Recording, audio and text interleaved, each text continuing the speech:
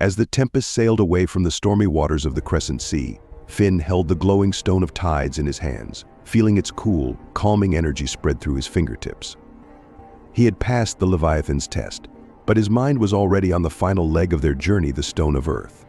It was the last piece of the puzzle, and once they had it, they could unite all four stones and restore the balance to their world. The crew of the Tempest was exhausted after their encounter with the Leviathan, but the air was light with relief. The sea had calmed, the sun was shining once again, and for the first time in days, the tension in Finn's shoulders began to fade. Rusty trotted around the deck, tail wagging, while Tilly perched on the ship's mast, her wings fluttering in the breeze. Eric, as usual, was sharpening his sword, though even he seemed more relaxed. Captain Maris approached Finn, her usual stern expression softening slightly. "You handled yourself well back there, lad," she said, giving him a nod. "I've seen many adventurers come and go, but few have the courage to face a sea monster with words instead of swords." Finn smiled, though the weight of their journey still pressed on his mind. "We couldn't have done it without you, Captain. But we're not done yet. Do you know anything about where we can find the Stone of Earth?"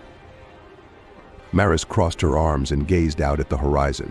"The Stone of Earth. It's said to be hidden in the heart of the Vale of Giants.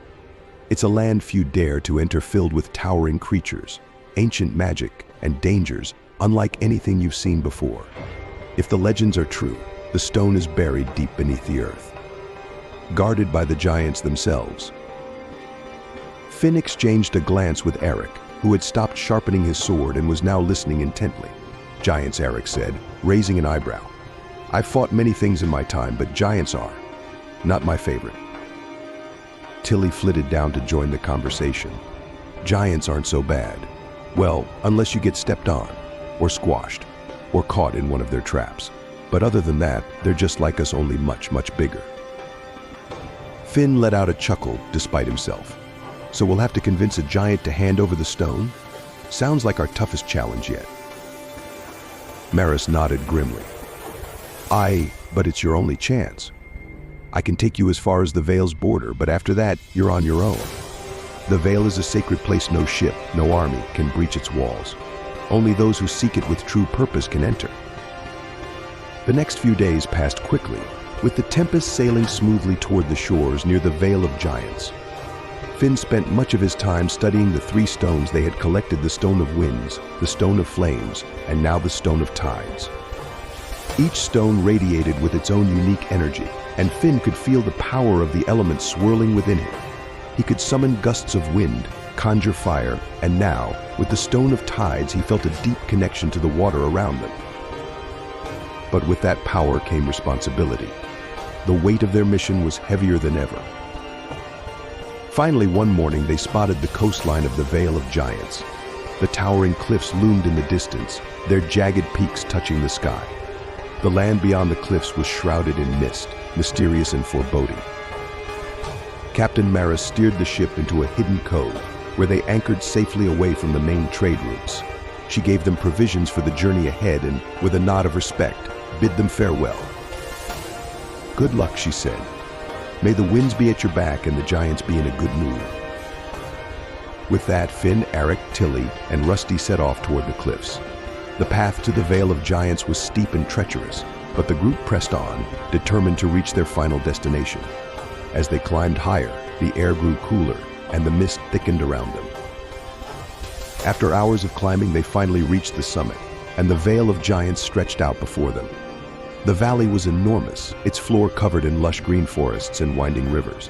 But what caught Finn's eye were the towering figures that moved slowly through the trees. Giants.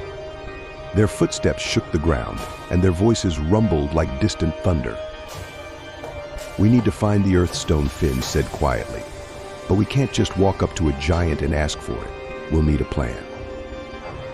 Tilly, hovering near his shoulder, whispered, "The giants are ancient and wise.